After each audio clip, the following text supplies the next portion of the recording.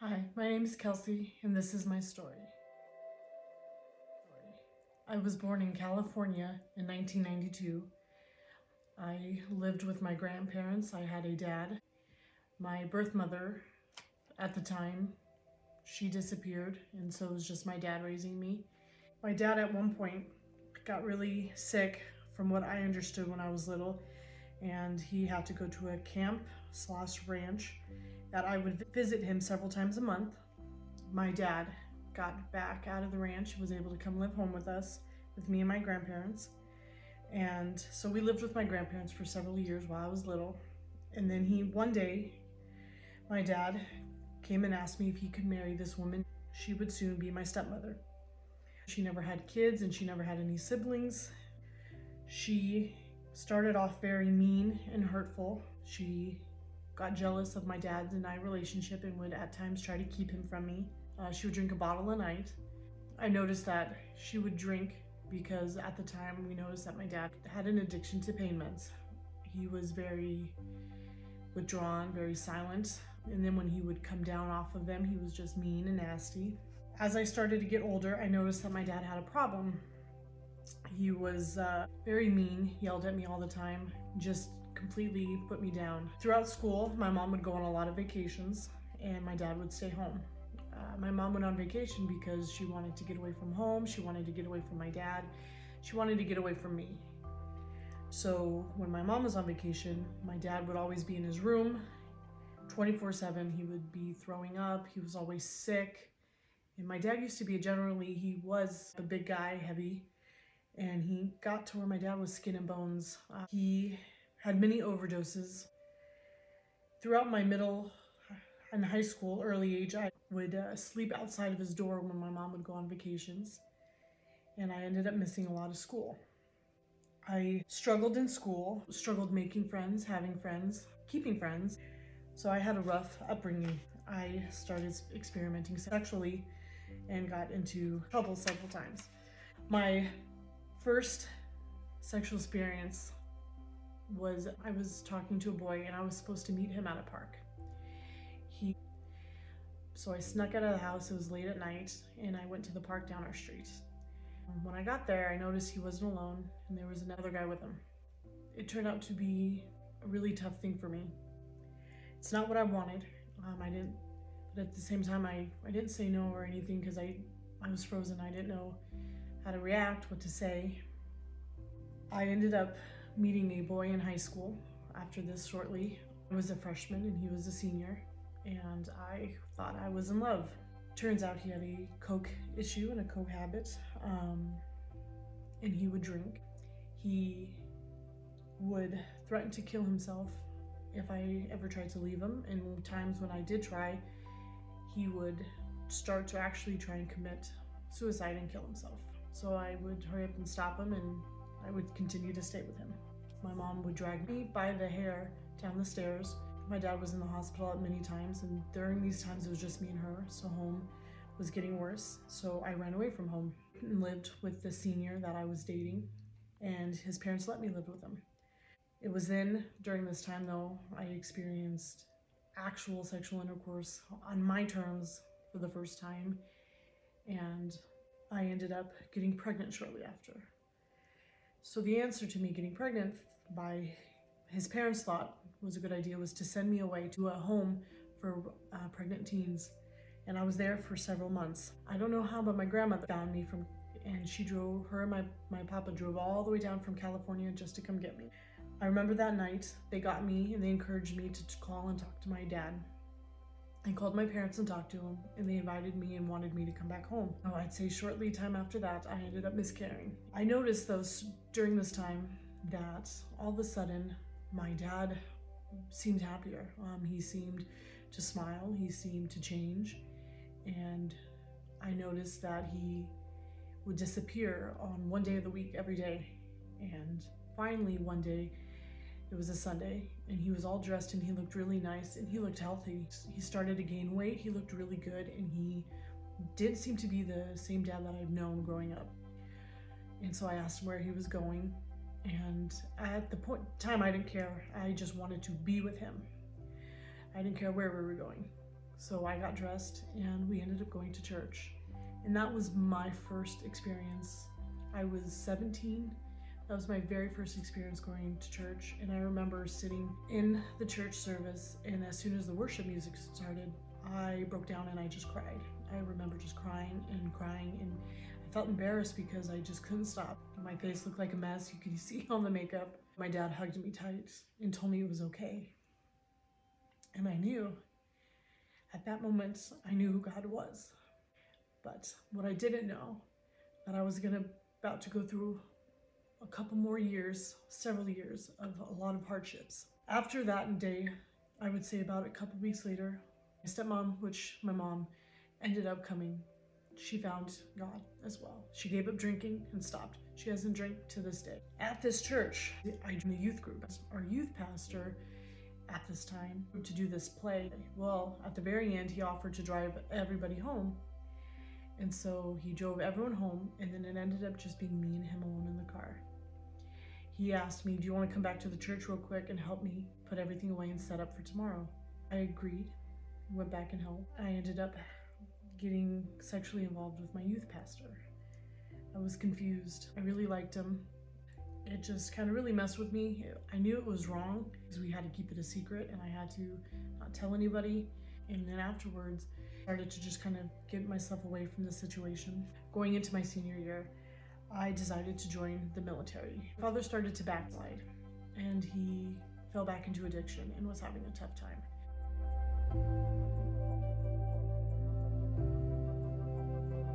My mom, she was not drinking and she still was close to God, but she was having a hard time dealing with my dad who was back in addiction, and home life was just tough.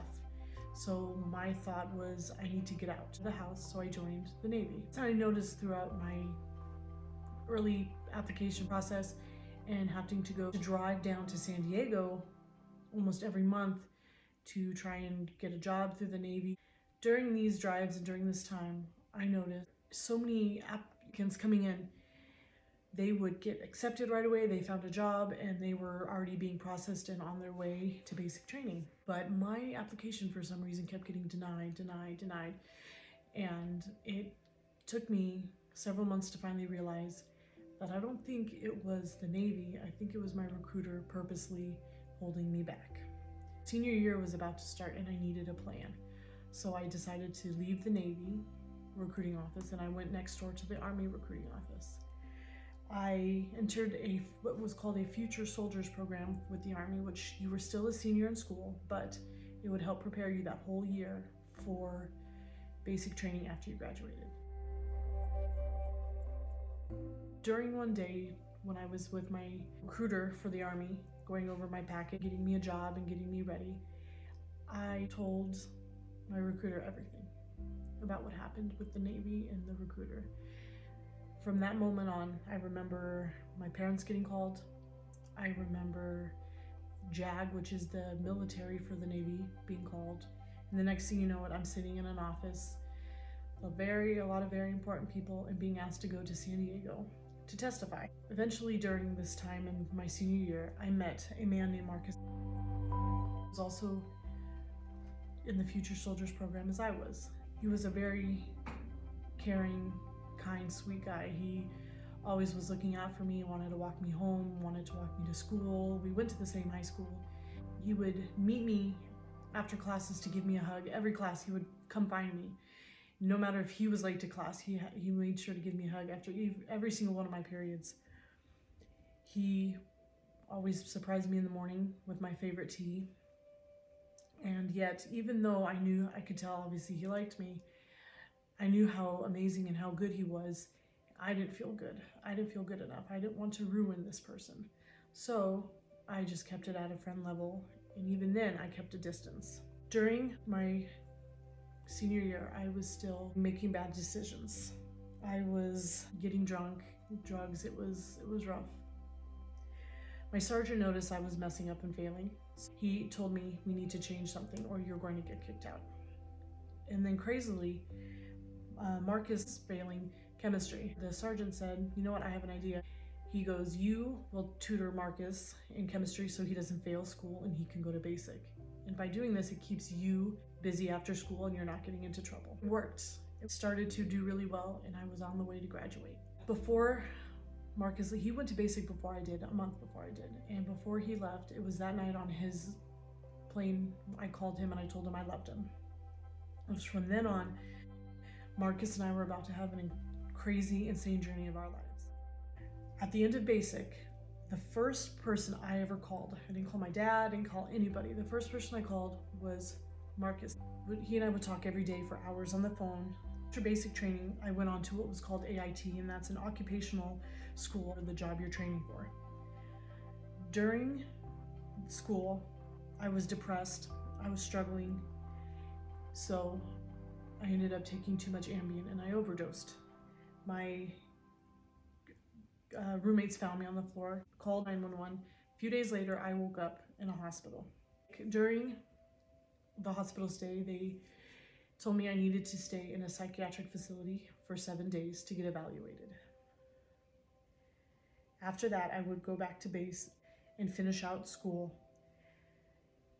Christmas leave came, and when Christmas leave came, I was able and granted a plane ticket home for 2 weeks to see my family. When I got back, I told my parents that I only had 1 week, but Marcus knew I had 2 weeks because I wanted to spend the first week with him, and then I would go see my parents. During the stay, I stayed with Marcus and his cousin and his family. Marcus knew how much he wanted to be with me, and I did. I wanted to be with him, and I was happy with him. But he had plans on wanting to marry me, and I had that fight or flight, and I got scared. And so I made a really rough decision, and not a good one. I slept with my husband, my then fiance's cousin. I ended up going back to my parents' house for the remainder of my Christmas break. And 3 nights before I went home, I called Marcus and I broke it off with him, and I said, I'm breaking up with you. And I told him what happened, and I was honest with him. The night that I was supposed to leave for back to my AIT school, there was a knock at my door, and he showed up at my door. He said he loved me, and it would take time, but he would move past this and forgive me. He said he did not want to live without me. He said he knew I was meant to be his wife, and he wanted to marry me.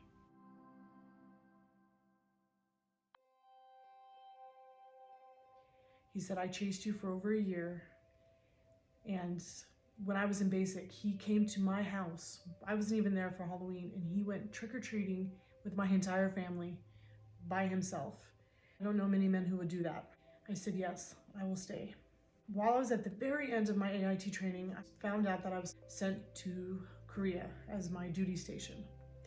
Just before I found out that, I also found out I was pregnant. Because when you get pregnant in AIT school, they immediately give you the option of abortion, or they can honorably discharge you from the military. So I chose to honorably discharge, and I went home. The next several years, from 2012 to 2017, my husband and I would be living in a house where we were yelling, arguing, holes in the wall, miserable. It was nothing but chaos. It was literally the lives that he and I knew growing up. How he saw his mom with men, how I saw my parents and how they treated me. We pretty much were doing and repeating the same thing we knew and grew up with. We had 2 kids at the time, and we ended up moving to Pahrump. During this time, I ended up becoming very addicted to pain meds, just like my father, whom I said I would never be like. I struggled with my addiction for a long time. During my life in Pahrump with my husband, we had a nice house, 3-bedroom, 2 acres, fenced. It was perfect, lovely. It was everything I'd wanted. My husband, first, he had a job. He was doing a landscaping route, and he was in charge of it, and he was doing really well. I decided I wanted a job as well. So I ended up working graveyard at the Walmart. I started getting attention from my manager. Eventually, I cheated on my husband. I came clean, and I told my husband. It was then at this moment my husband said he was in tears, and I can remember his tears clearly to this day. He wanted to fix it with me. He was ready to still forgive me regardless. He said, let's go get counseling. Let's do whatever we need to do to fix this marriage. But I was not in a place to do that yet. I still had my addiction and I was struggling, and I liked somebody who was pretty much my dad's age. And I could tell I had issues. So I left my boys and I left my husband, and I packed up and I left. And I left them there in this house, and I stopped paying for the rent. They lost everything. They had to move out and go live with my husband's mom. Several months go by. I realized I made a horrible choice and I'm not happy, and I knew if I kept up with this, I would not survive much longer. I asked my husband if I could come back. My husband let me come back, but it wasn't to be married. It was to be a mom to our boys and to fix all the damage I had done. Let me tell you, my mother-in-law was not happy to have me home, and nor was my husband. Nor did I want to be back at the same time, because I knew how much everybody was disappointed in me. Eventually, after several months had gone by, my mother-in-law would go to church every Sunday and ended up inviting me. We ended up attending the Crossing here in Las Vegas, and I ended up finding Celebrate Recovery. Celebrate Recovery changed a lot in my life. I was clean. I became sober and realizing all the things I needed to work on. During Celebrate Recovery, I met a wonderful woman who invited me over to her home to do Mary Kay products. It wasn't even for church. It was just she was telling me about her business and wanted to get me involved. While I was over there, she told me her story of how she met her husband. And after her story, I knew from that moment I wanted to reconcile with my husband and I wanted my family back. It was from then I went home, and every day I prayed, God, if it is your will, please bring my husband and I back together.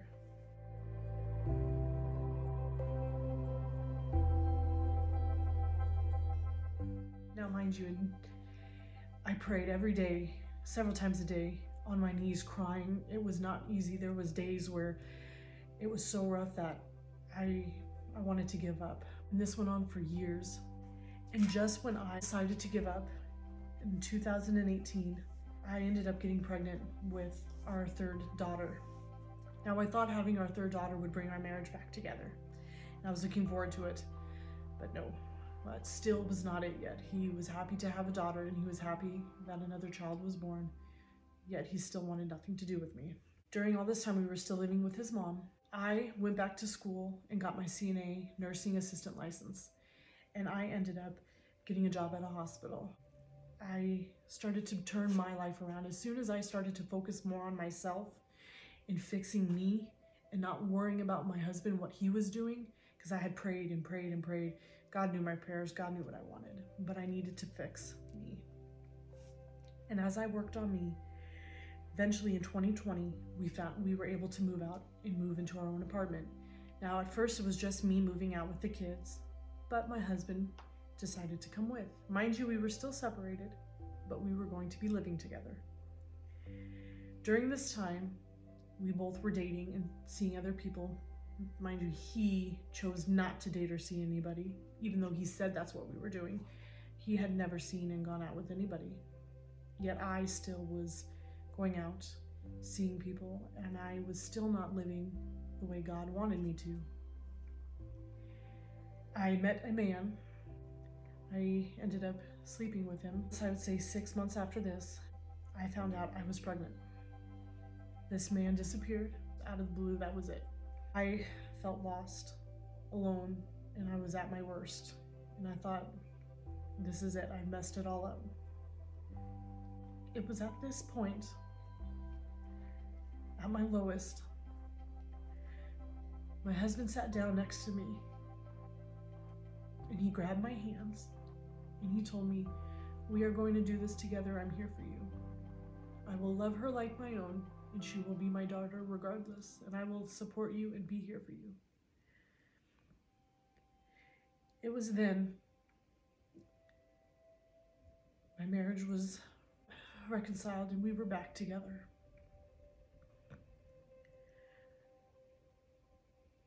I prayed years for this every day, and it seemed even though I had messed up again, even while I was messing up, God answered my prayers, and He never gave up on what He said, and He kept up with His side. And that's when I first really saw God's promise and who God was, the true face of God.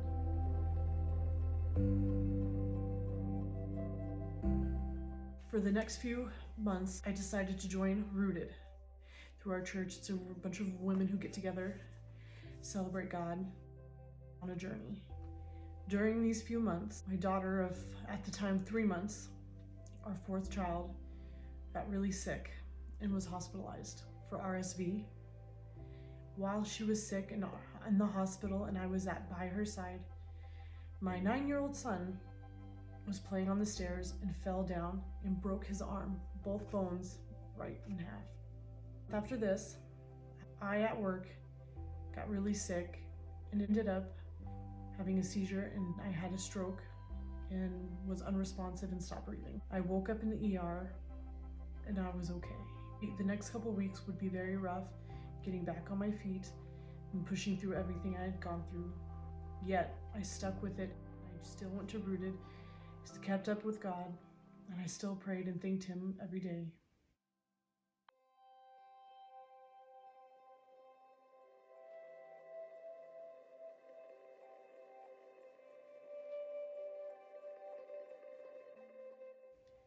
Shortly after this, my 5-month-old, I found her on her stomach, unresponsive, completely blue. I panicked, freaked out, thought I had lost her. Hurry up, perform CPR. And right within the first 2 breaths I breathed into her mouth, she woke up and I rushed her to the hospital. The crazy thing about this time though is I was talking to my husband. We were in the kitchen and he said to me, he was telling me all about his day. And then I heard this voice and it's told me to go check on my daughter.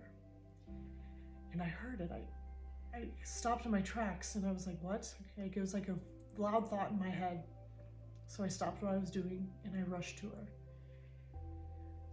I know if I didn't hear that voice or I didn't respond to that voice, I would not have my daughter today.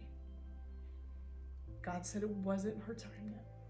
It was that moment in the hospital though, when I thought I had lost my daughter, I dropped to my knees and just thanked Him and gave Him everything.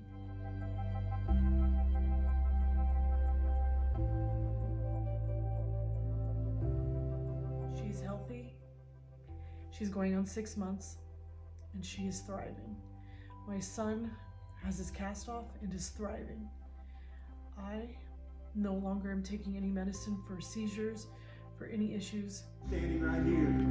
And God, the new life in Christ that they have experienced and that they'll experience tonight. God, I pray a blessing on them. God, I ask that you would guide them and lead them. God, you would help them to feel your presence in their life. So we celebrate and we pray all of this in the name of Jesus. Amen. He's done so much for me throughout my life that I had no idea. He has shown me the storms I can walk through. And the fact that He had never left my side. From the moment I found Him when I was 17 to the moment I refound Him, He has been there every step of the way, just waiting for me to turn around and go back.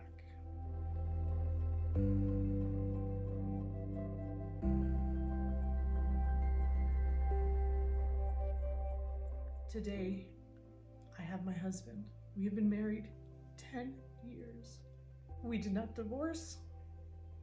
We were separated, but we are reconciled and we are together. And we have 4 beautiful kids. I am truly blessed.